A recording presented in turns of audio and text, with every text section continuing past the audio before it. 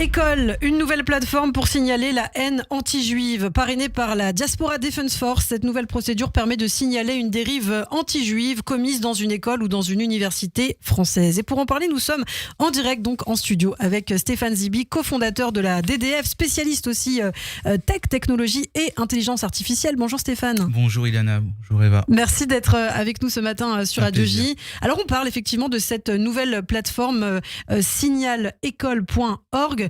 Comment ça fonctionne ? Je crois que c'est très récent la mise en ligne, jeudi 9 mai. Elle est très récente, mais surtout elle nous a un peu surpris parce qu'elle n'existait pas. En fait, il y a plein d'initiatives, surtout dans notre communauté, mais elles sont difficilement accessibles. Et en fait, aujourd'hui, il n'y a rien de plus simple qu'un site internet pour pouvoir remplir ce qui s'est passé. Aujourd'hui, il y avait certes la ligne bleue de l'OJE, mais qui était téléphonique parce que les gens, peut-être avaient quelques réticences à écrire le témoignage, de peur de représailles, de peur d'éviter des soucis dans leur établissement. Aujourd'hui, comme la parole d'un côté s'est libérée et qu'il y a eu malheureusement une multiplication d'actes ces dernières semaines et ces derniers mois depuis le 7 octobre en particulier, et là, d'une certaine manière, cette parole doit se libérer maintenant de notre côté et à travers cette plateforme pour que les témoignages aient une véritable matière. Parce que c'est ça le problème, en fait, il fallait de la matière. Donc concrètement, des plus petites écoles aux universités, on remplit un formulaire en ligne où on consigne, on fait remonter des faits à caractère antisémite. Voilà, exactement, Ilana.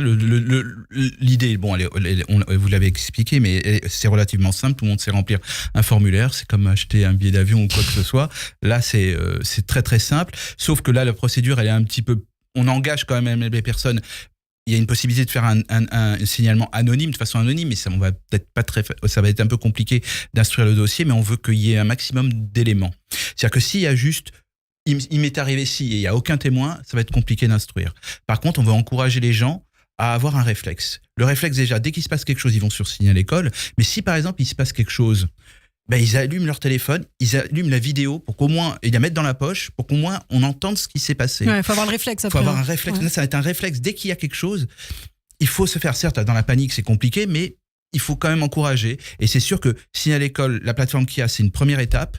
Mais il y aura plein d'autres choses qu'on va vous annoncer dans les semaines à venir parce que malheureusement, on a été, sans faire de pub ni rien, on a été malheureusement submergé de demandes. Très sollicité, oui. Ah ouais, non, mais c'est triste. Alors, il y a Signalécole depuis le 9 mai, donc pour faire un petit bilan, 2050 connexions, 1600 visiteurs uniques et une vingtaine de signalements déjà sans faire de pub. Effectués. Ouais. Alors, vous parlez... Stéphane Zibi, qu'est-ce qu'ils deviennent ces signalements ? Ça sert à quoi de faire un signalement ? C'est quoi le but ? C'est une excellente question, Eva. Le problème, c'est que, comme je l'ai expliqué, il faut qu'il soit instruit et qu'il y ait suffisamment d'éléments. Donc une fois qu'il y a ça, nous, les équipes pour l'instant instruisent le dossier à minima, c'est-à-dire on pose quelques questions complémentaires s'il manque de pièces, etc.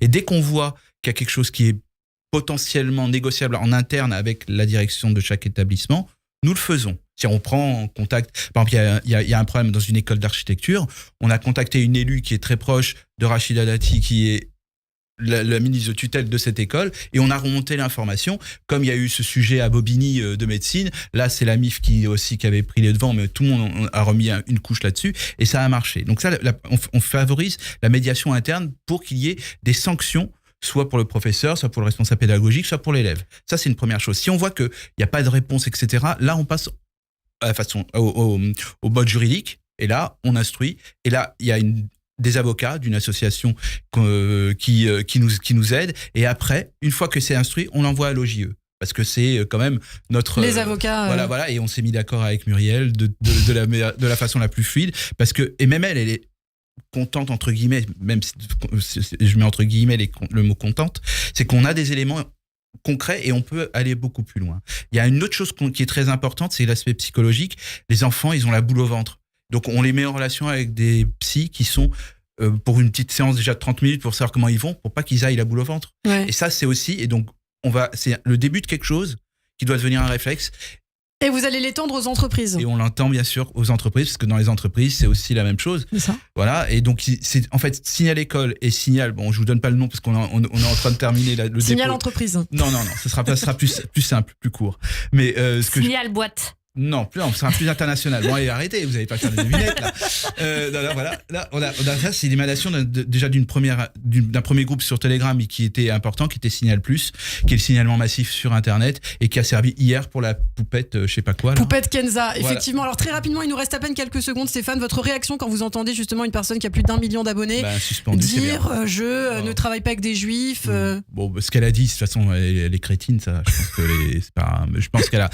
Ce n'est pas un scoop. Ouais, mais voilà, excusez-moi, mais si vous l'aimez, mais si certains les aiment, mais malheureusement, je pense qu'elle a eu bon voilà, les réseaux sociaux ont appliqué de façon très rapide la loi européenne DSA. Et c'est très bien, on peut s'en féliciter. Voilà. Eh bien, merci beaucoup Stéphane Zibi. Merci d'avoir été avec nous. C'était court mais efficace. On vous retrouvera très bientôt sur Radio J. À très bientôt. Radio J, le 6-9, Ilana Ferradian.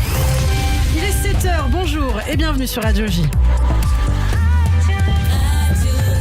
Merci d'être avec nous ce jeudi 16 mai 2024. Nous sommes ensemble jusqu'à 9h ce matin. 223e jour de guerre contre le Hamas et toujours 132 otages à Gaza. Radio J, le journal en direct de nos studios de Jérusalem. Et à Jérusalem, nous retrouvons notre correspondant Daniel Haïk ce matin. Bonjour Daniel, Boker Tov, et on va commencer